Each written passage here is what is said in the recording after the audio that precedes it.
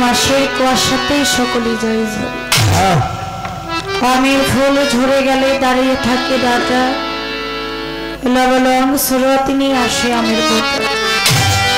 সে আম কিছু খড়াই করে, কিছু ঝরিয়ে পড়ে, কিছু পোলা পানে পড়ে। অবশিষ্টে যে আমগুলো থাকে সে আমগুলো জ্যৈষ্ঠ মাস আসলে পাকে।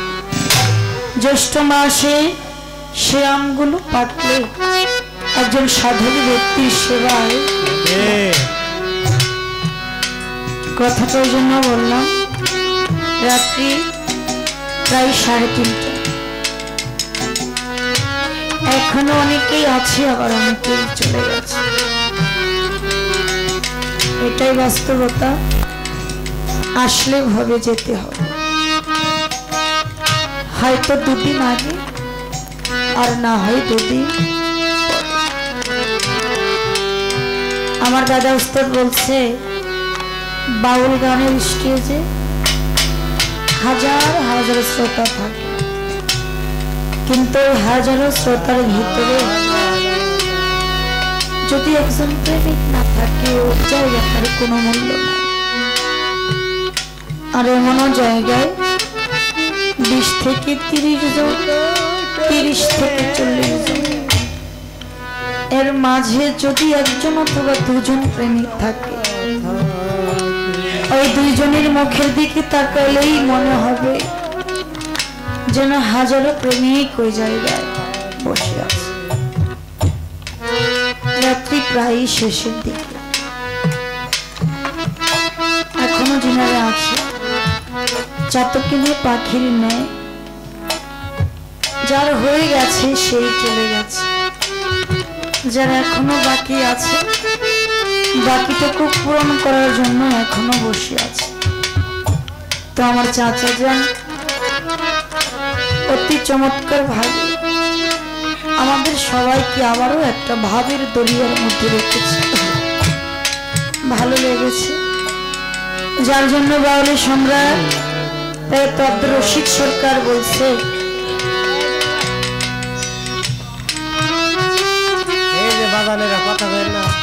যেই দেশের মানুষের সাথে আমার মন মিশে, আমাকে নিয়ে চলো দয়াল তোমার সাথে।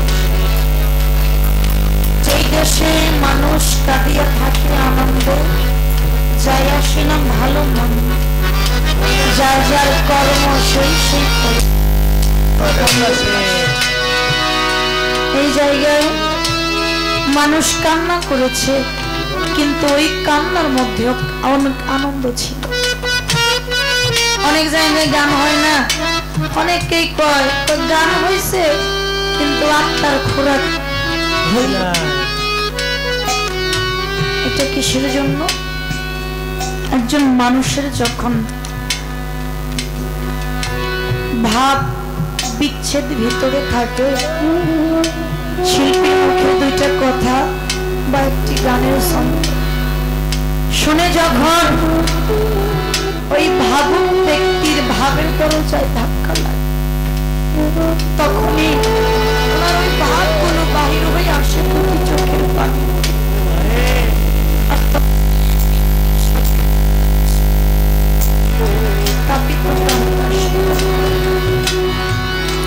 যতটা সময় আছি আমিও চেষ্টা করব যেন এই ভাবের মধ্যে আমরা থাকতে পারি।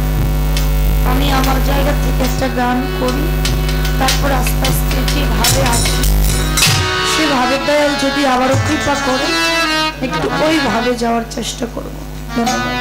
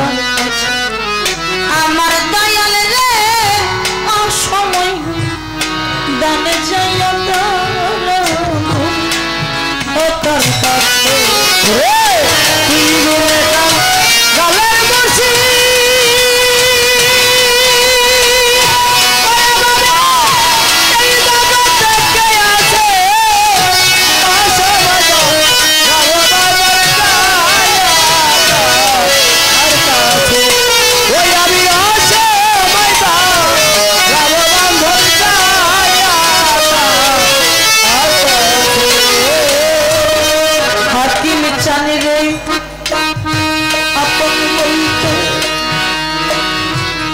আমার কেহ না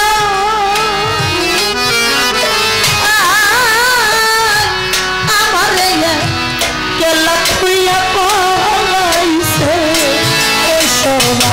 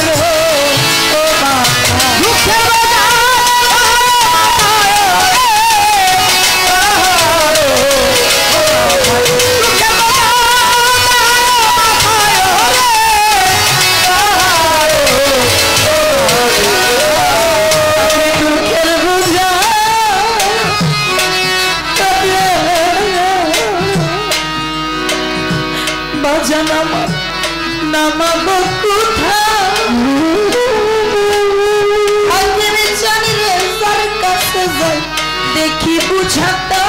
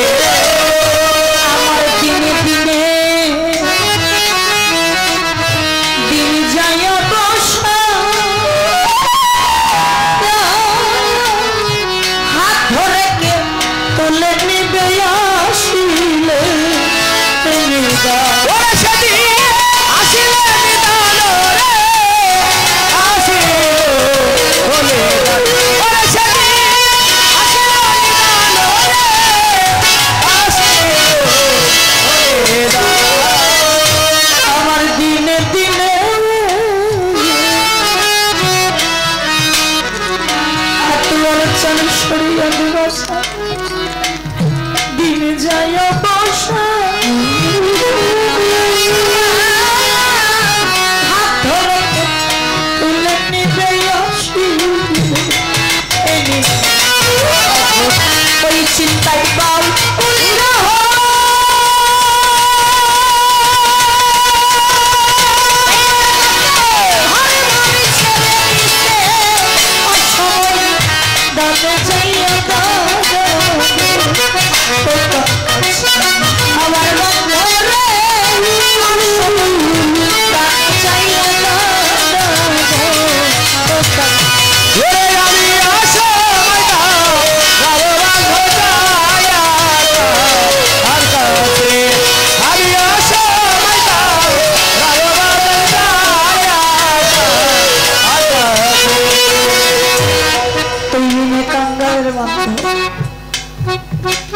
এই জগতে কে আছে আমি অসময় নিদানের কালে দয়াল রে আমি দাঁড়াবো কার কাছে বাজান এই দুনিয়াটা বড় স্বার্থময় স্বার্থ ছাড়া কেউ কারো পিছে যায় না যতদিন স্বার্থ আছে ততদিন স্বার্থ ভুলিয়ে গেলে আর কেউ কাউকে চেনে না কিন্তু দুনিয়াতে বিনা স্বার্থের ভালোবাসার মানুষ শুধু তিনজনকেই পাওয়া যায় তার একজন হচ্ছে জনম দুঃখী মা আরেকজন হচ্ছে জন্মদাতা বাবা আরেকজন হচ্ছে যার যার মুর্শিদ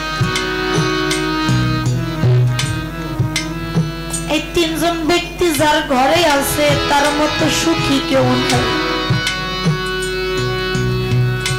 আর এই তিনজন যার ঘর থেকে চলে গেছে দুনিয়াতে তার মতো দুঃখী কেউ নেই কোন সংসারে যদি বাবা না থাকে বড় ভাই থাকলে সে বাবার সমতুল্য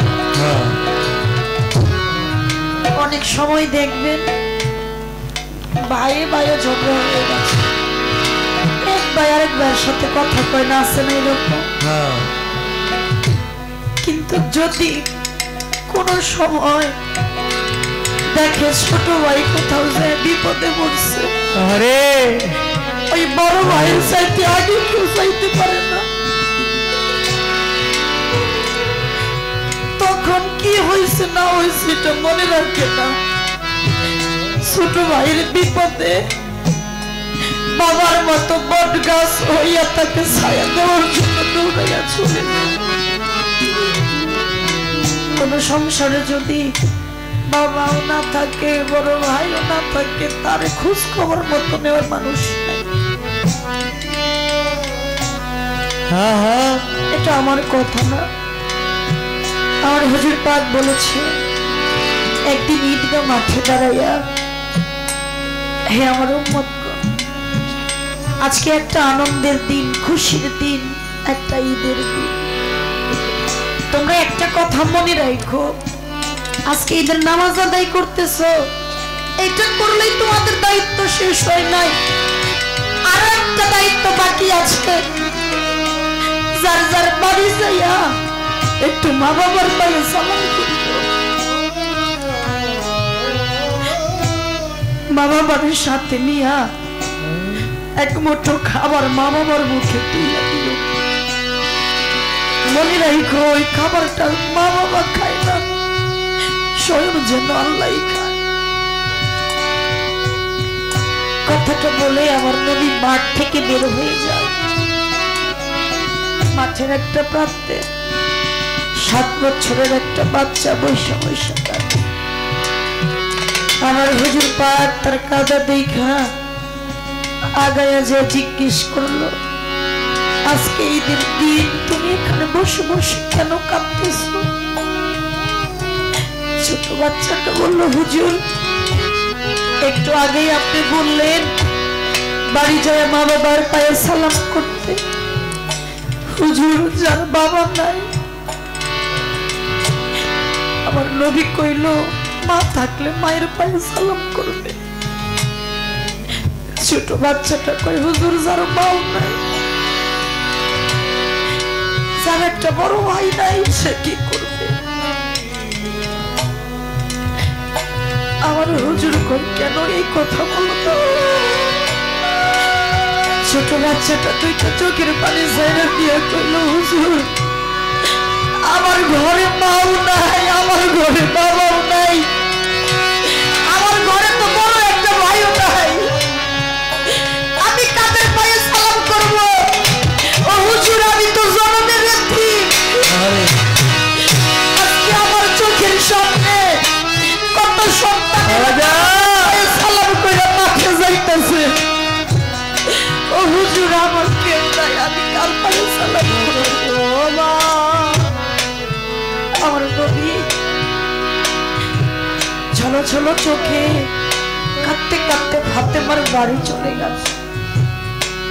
যারা ফাতেমারে ডাক দেয়, বলে মা আলী কি বাড়ি আছে না?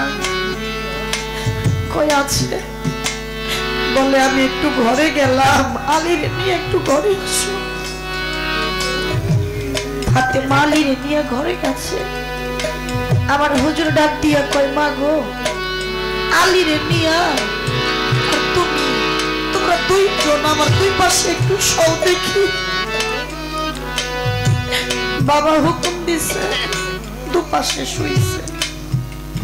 আমার নবী আলী আর ফাতেমার মাঝখানে উপর হইয়া শুইয়া হাতের উপরে মাথাটা রাইখা বিনাইয়া বিনাইয়া কাঁদে। ফাতেমা জিজ্ঞেস করলো বাবা আজকে তো ঈদের দিন, একটা আনন্দের দিন, আপনি কেন এরকম করে কান্নাকাটি করতেছেন? আমার নবী দুইটা চোখের পানি ছাইরা দিয়ে কইল মা আমি তোমাদের দুইজনের মাঝখানে শুইছি কেন জানো? কই না বাবা। আমার হুজুর বলে মা গো তোমার আর আলীর মাঝখানে শুইছি আমি একটা কারণে, তোমাদের দুইজনের মাঝখানে শুয়ে একটু বুঝতে চাই ভালো আমার ভালো লাগতে কেননা আমি তো নবী জন্মের দিন জন্মের আগে বাবারে হারাইছি। বাবা কেমন হয় আমি জানি না, 6 বছর বয়সে আমি আমার মারে হারাইছি। মায়ের স্নেহ ভালোবাসা আমার ভাগ্যে বেশি দিন টিকে নাই। আমার তো একটা বড় ভাইও নাই, আমি কার কাছে যাব? কে আমার মনের দুঃখটা বুঝবে? তো আজকে এই জায়গায় যে সন্তানের ঘর থেকে বাবা চলে গেছে, যে সন্তানের ঘর থেকে মা নামক বস্তুটা চলে গেছে, যে ভাইয়ের কাছ থেকে ভাই চলে গেছে, যে বাবার ঘর থেকে বাবার ঘরটাকে অন্ধকার করে সন্তান চলে গেছে, আজকে সেই তো জানে হারানোর যন্ত্রণা, অন্য কি আর বুঝতে পারে?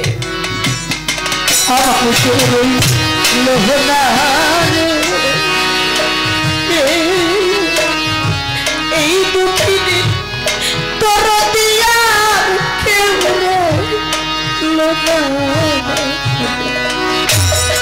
আমার কেউ রইল জগতে দুঃখের রবি আমার কেউ রইল না রে, আমার কেউ রইল না রে। এই দুঃখের কেউ রইল না রে, এই দুঃখের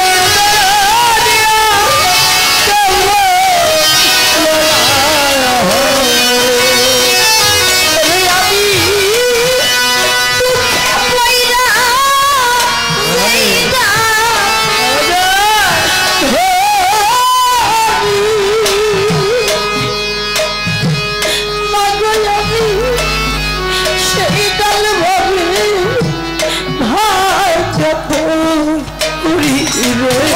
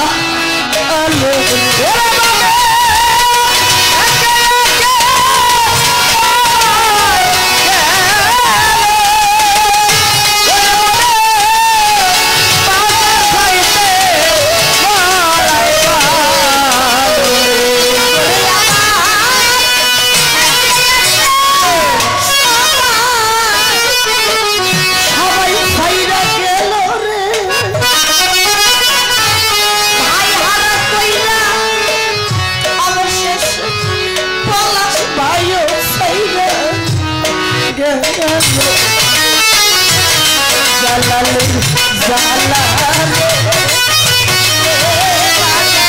রশিদ জাল হারানো জালা সইতে পারি না রে এমন করে লোহা